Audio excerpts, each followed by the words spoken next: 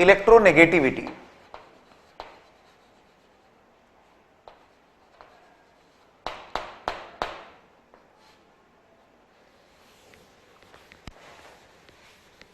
For electronegativity सबसे पहले property क्या है, आइए इसके बारे में बात करें।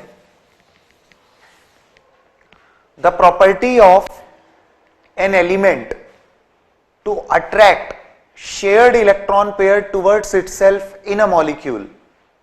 The property of an atom to attract the shared electron pair towards itself in a molecule, that is called its electronegativity.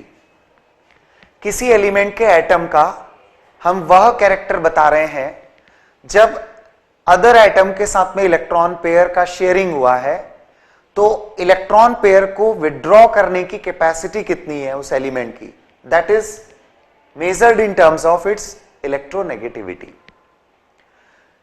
We know that metallic elements have electron losing character और non metallic elements में electron gain करने का character होता है।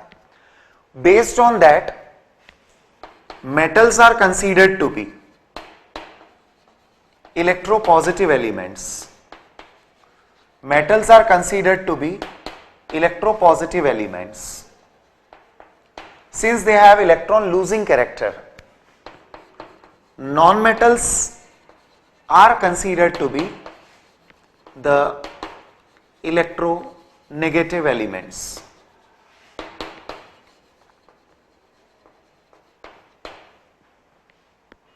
Periodic table में जो electron lose करना चाहते हैं दे आर इलेक्ट्रोपॉजिटिव, जो गेन करना चाहते हैं they are electronegative elements.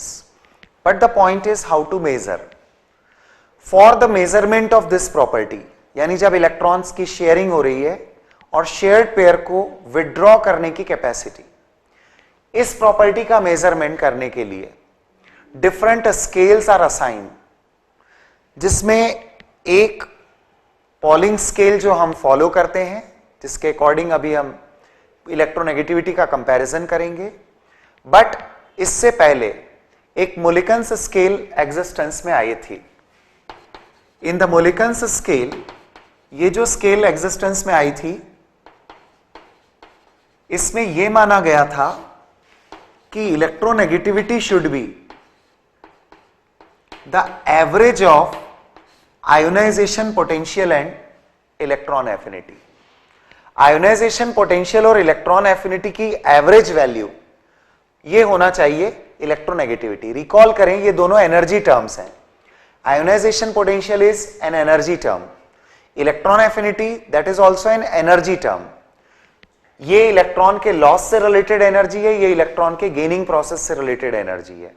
So the average of the two was considered to be the term electronegativity previously in Mulliken's scale, but later on by a relative measurement it has been concluded in the form of Pauling's scale. So the Pauling's scale of electronegativity is actually ionization potential plus electron affinity divided by 5.6 in electron volt. This value is in electron volt. So when you are taking the ionization potential and electron affinity in electron volt, then sum of 2 divided by 5.6, this gives you the value of electronegativity of the elements in the Pauling scale. Now in that way Pauling's scale के according electronegativity को हम एक dimensionless property के form में express करने लगे।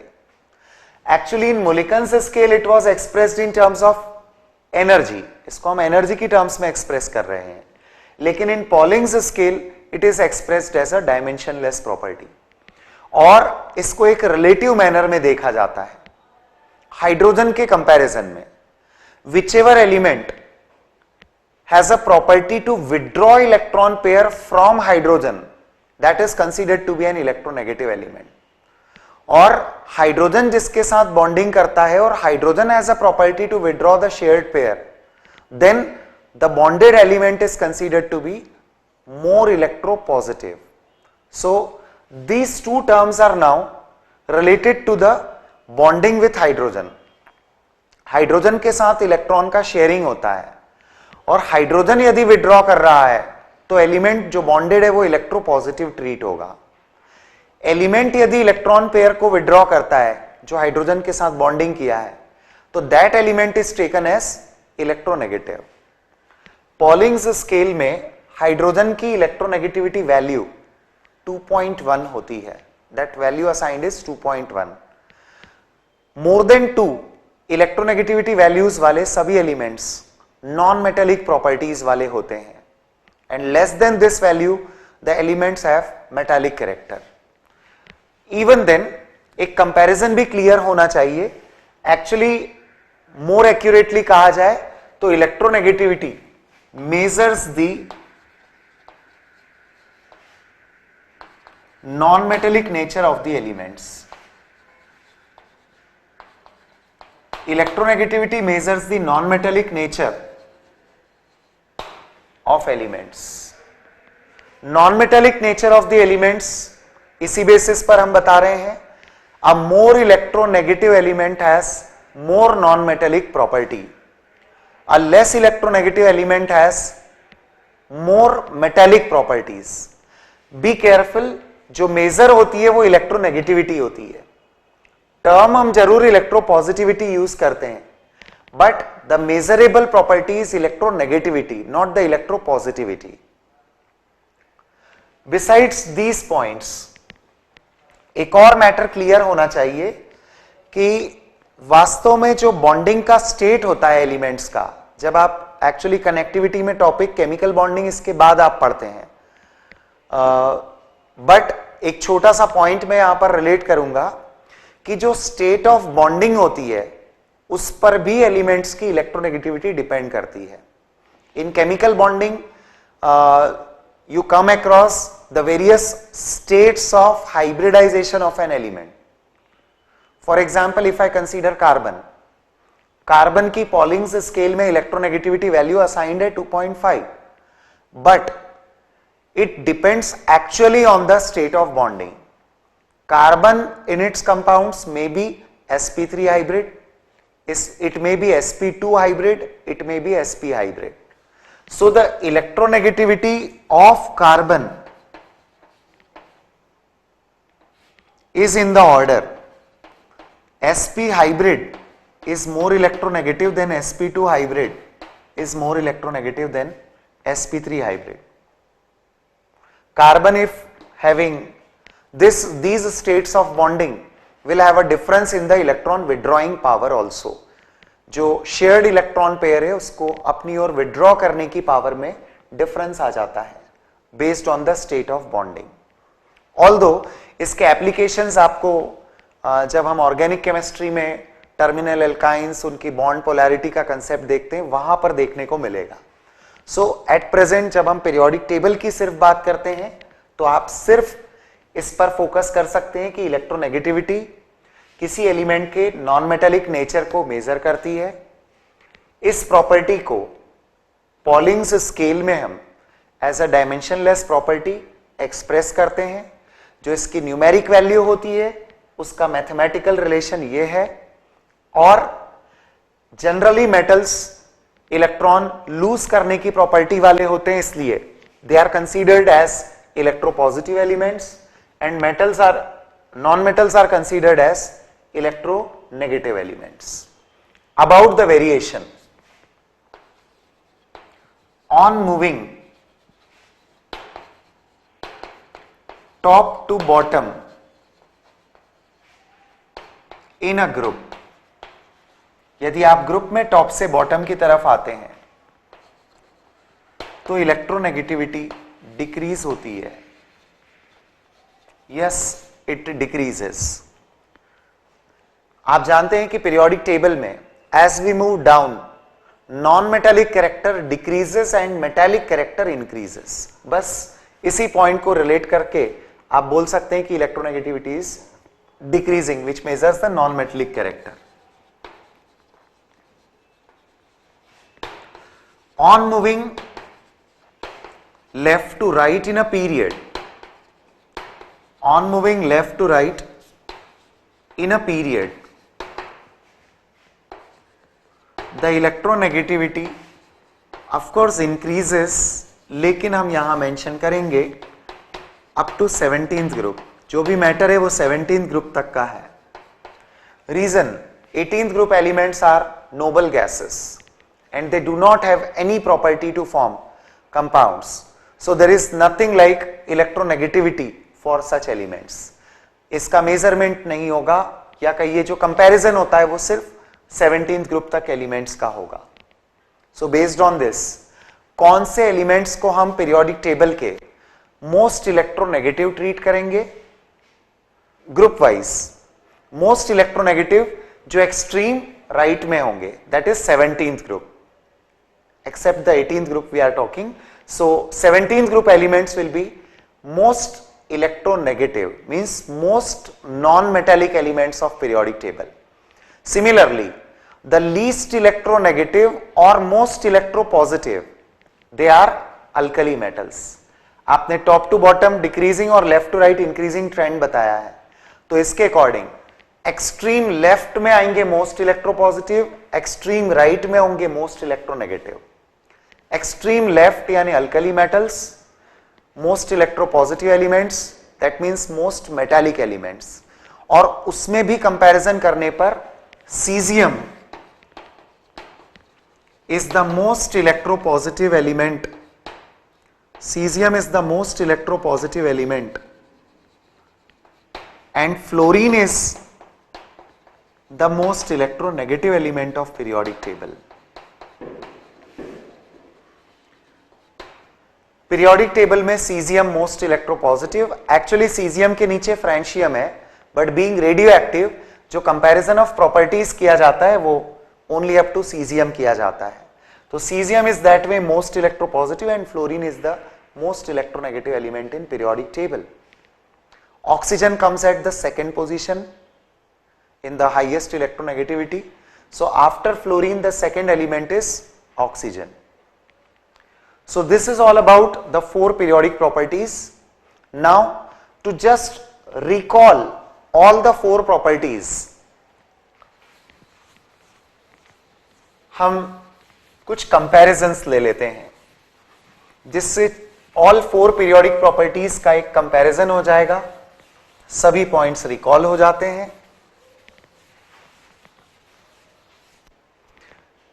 Here is a question for you. आपके पास है सपोज बेरिलियम, और better to start from boron. Let us compare boron, carbon, nitrogen, fluorine, the four elements only. Oxygen, fluorine, 5 elements. And now let us compare the atomic size,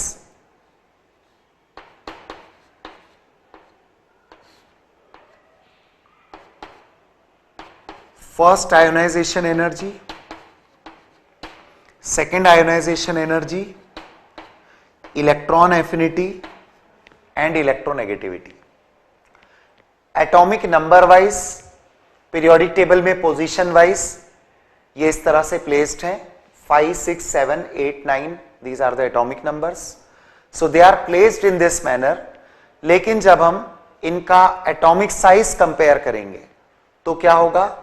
we know that atomic size decreases as we move down, as we move left to right in a period. So boron will have larger size than carbon, then nitrogen, then oxygen, then fluorine. This is the correct order of atomic size. The interesting point is about ionization energies. Recall करिएगा, मैंने आपको configuration के according comparison बताया है.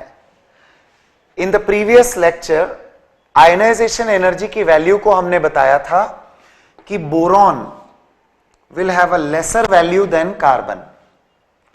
Carbon के बाद nitrogen ना होकर पहले आएगा oxygen, then comes nitrogen and then comes fluorine. यहां पर पोजीशन ऑफ नाइट्रोजन को हमने एक्सेप्शनल बताया है। आई होप यू रिमेंबर कि जो फर्स्ट इलेक्ट्रॉन रिमूवल है वो ऑक्सीजन से इजियर देन नाइट्रोजन है। नेक्स्ट I2, बोरॉन का 1 इलेक्ट्रॉन रिमूव होने पर it acquires the configuration of beryllium. Carbon का रिमूवल ऑफ 1 इलेक्ट्रॉन होने पर it acquires the configuration of boron. और आप रिकॉल करें बेरिलियम और बोरॉन से कॉन्फ़िगरेशन से इलेक्ट्रॉन निकालने में क्या ऑर्डर बनता है? It is easy to take out electron from boron then from beryllium. इसलिए जब सेकेंड वैल्यू का कंपैरिजन होगा तो the lowest value will come for carbon, then it will be for boron, now it will be for nitrogen, but then after it will be for fluorine and then oxygen। इस order को अब carbon और fluorine ने disturb किया है।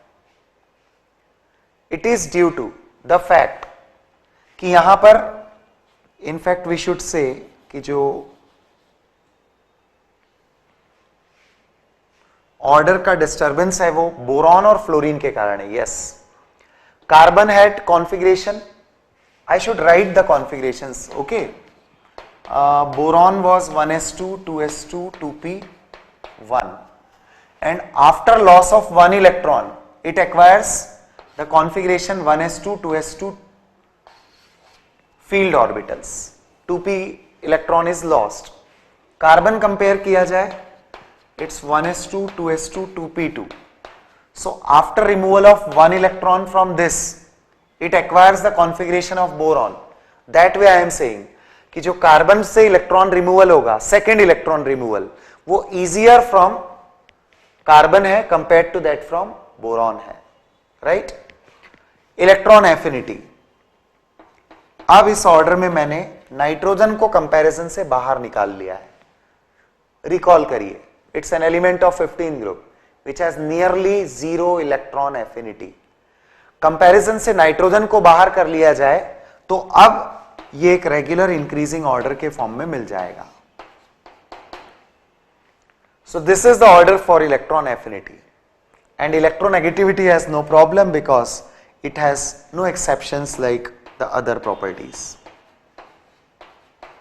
सो this is the order. Carefully look at the orders. 5 elements को मैंने 5 different properties में कंपेयर किया है and the comparison is of course very important, commonly asked in the exams। A similar comparison is required on these 4 elements also। Let us talk about halogens, fluorine, chlorine, bromine and iodine। Now suppose again we compare their atomic size। left to right क्या होता है? Decrease, और top to bottom increase. ये positions कहां acquire किए हुए हैं? इन a group. मतलब अब हमें कंपैरिजन वर्टिकली देखना है कि क्या होगा टॉप टू बॉटम मूव करने पर। So fluorine smaller than chlorine, smaller than bromine, smaller than iodine. Ionisation energy down the group decrease होती है। Fluorine greater than chlorine, greater than bromine, greater than iodine। Again we have a property, electron affinity। याद करिए मैंने आपसे कहा था कि chlorine की इलेक्ट्रॉन एफिनिटी पीरियोडिक टेबल में मैक्सिमम है। उसकी वजह फ्लोरीन था, the reason was fluorine. Actually इसकी ज्यादा ना होकर कहना चाहिए फ्लोरीन की कम है। It is less than expected, so the order is disturbed और it is an exception due to the case of fluorine। Electronegativity compare करने पर for fluorine it is greater than chlorine, then bromine, then iodine. This is the order. Usually इस तरह के orders examinations में पूछे जाते हैं। कंपैरिजन ऑफ प्रॉपर्टीज पूछा जाता है, मैक्सिमम मिनिमम को लेकर क्वेश्चंस आ जाते हैं।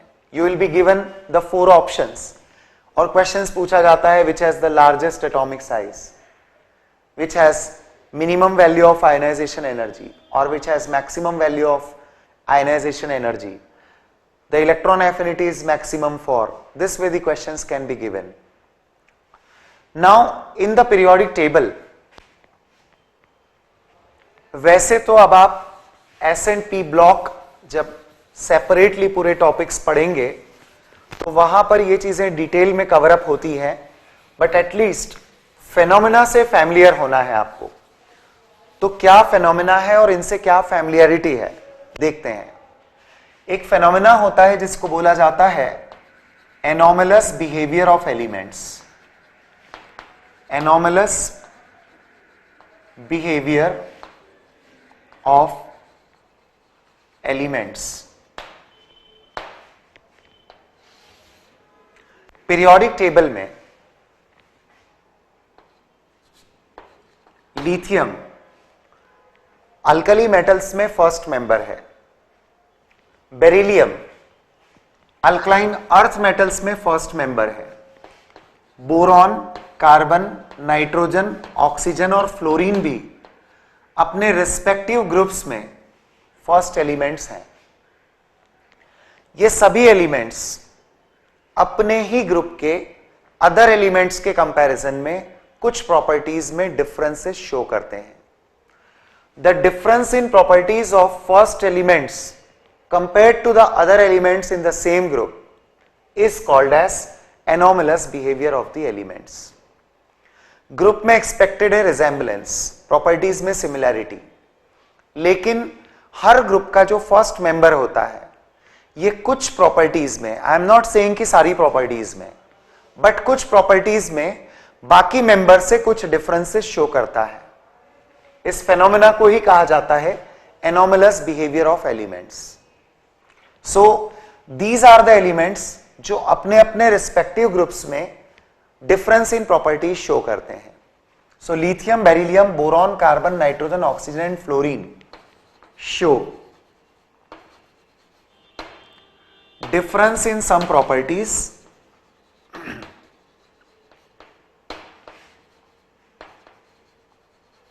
as compared to the other elements of the same group.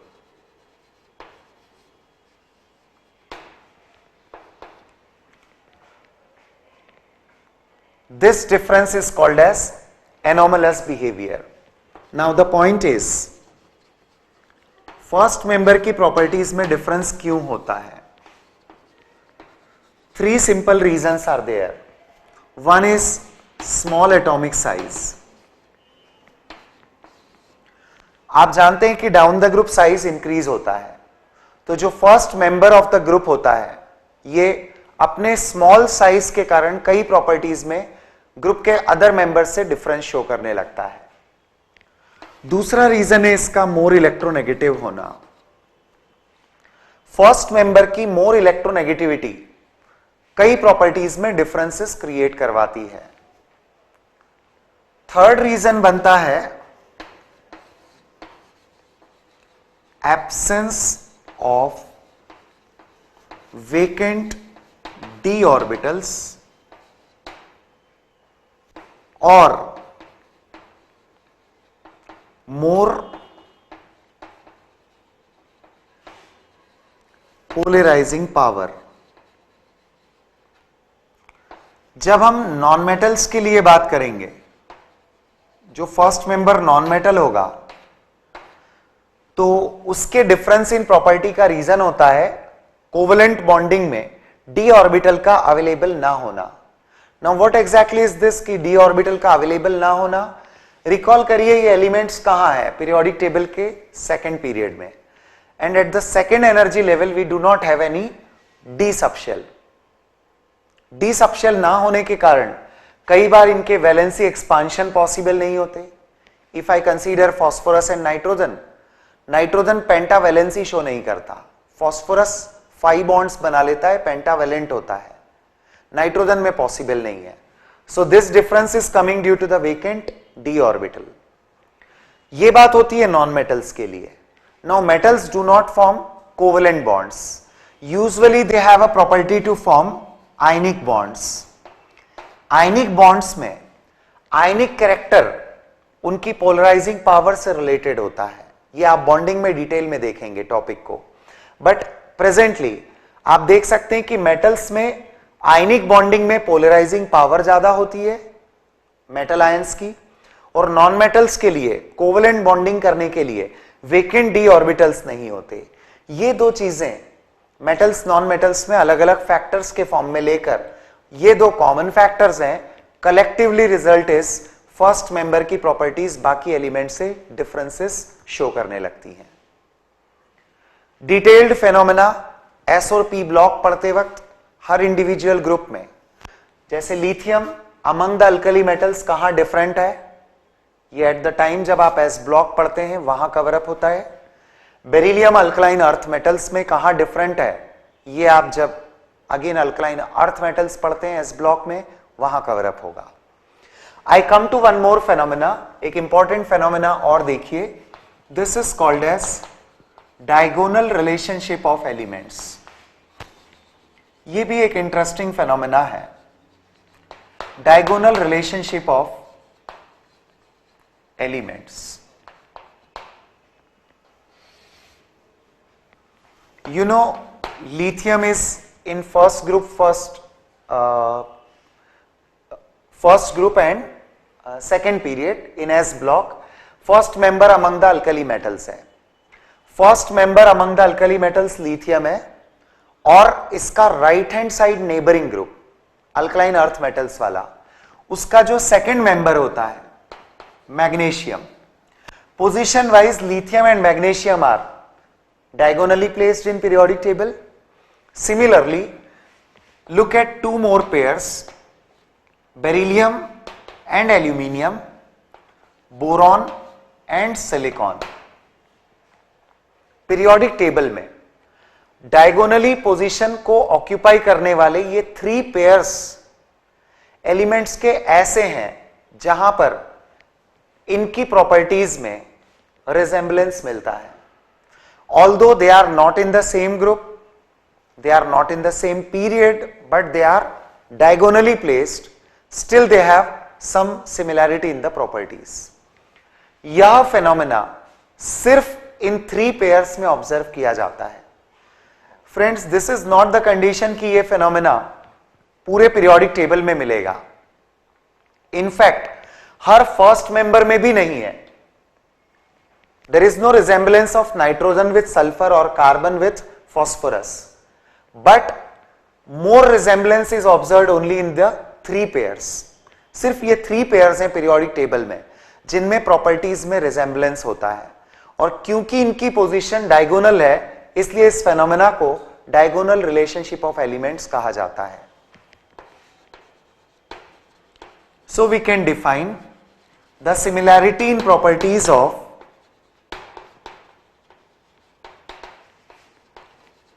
diagonally placed elements